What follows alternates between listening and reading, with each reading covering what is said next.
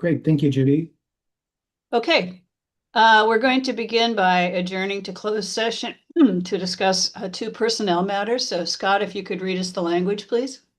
Certainly. Members of the subcommittee will be adjourning to closed session for a discussion of personnel related to items 3 and 4 on the agenda pursuant to Health and Safety Code Section 125290.30, subdivision small f3, capital D. And also for the record, I inadvertently called Steve Smale on behalf of Kim Barrett. Obviously, that Judy is your alternate, so apologies to you both. You will now see a tab on your screen to adjourn to closed session. If you could click that, I will join you in a moment. And Maria Bonneville is excused from this portion of the meeting.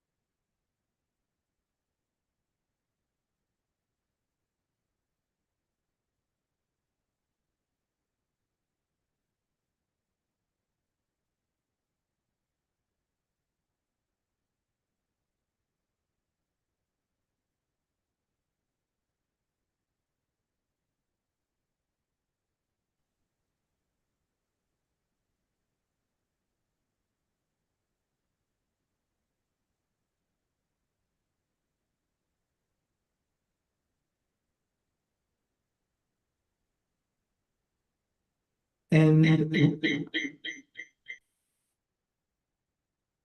Napa Valley? Yes. Oh. Hello. Hi, Judy. we are ready to proceed. We've got no visual on now. There we go. Thank you. Okay, we're back now in open session, and I can report that no action was taken in closed session. We're now prepared to take up item 3, which is a 3% merit increase for the vice chair. And I would welcome a motion to approve, please. I move. So moved. Second. Okay, we have a motion and a second. Any discussion on this topic? And Judy, that would be retroactive to July July 1st. 1.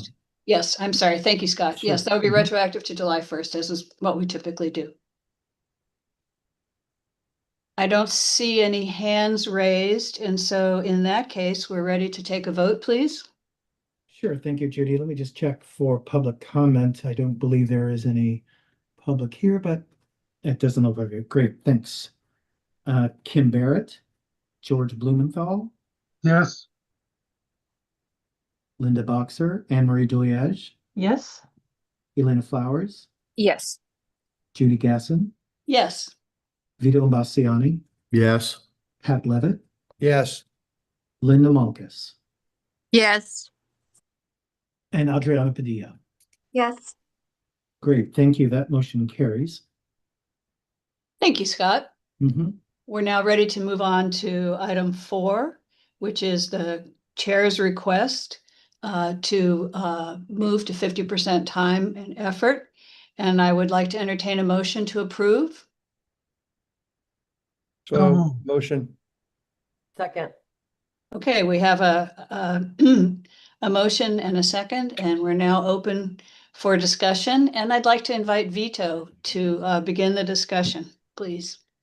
Hi, thank you, Judy, and thank you, board members, for considering the issue and for reading the memo. I took some time to go through all the relevant legal documents to make sure that I captured all of the legal requirements for the chair. I think that came out to 8 + 6, 14 separate items. And have broken it down into a group of 6 that I'll continue to be involved in completely and with responsibility, and have listed with the subsequent 8. I've identified people within CIRM or the board or board support, the person or groups of people that in all cases are already involved and sometimes to a great extent in the accomplishment of those 8 responsibilities.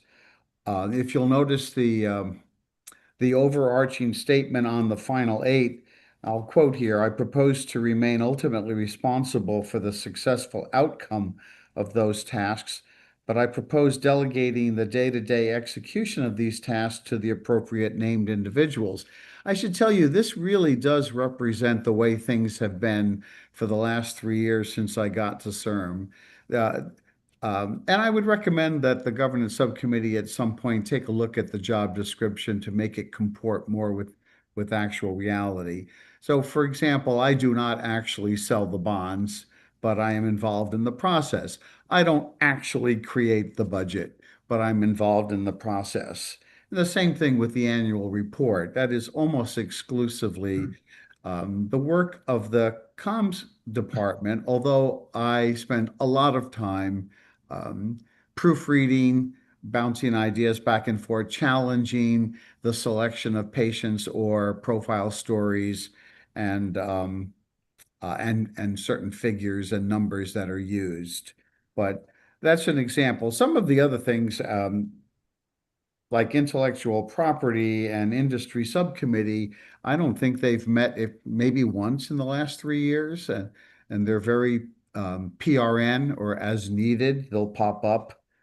But I think I've identified and have ascertained in conversations with members of this committee and with JT to make sure that this None of this comes as a surprise to any of those named individuals, and have assurances from him that that this is doable and the assignations, if you will, are correct.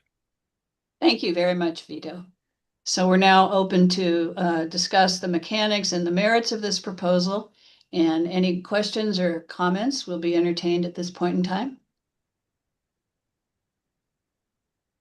Judy, I did want to ask if we could make one amendment to the designees of who handles some of the subsequent responsibilities. I think where it says CERM Director of Finance, if we could replace that with Finance Team, just in having a couple of conversations. I think that just represents a broader swath of folks who are working on that process.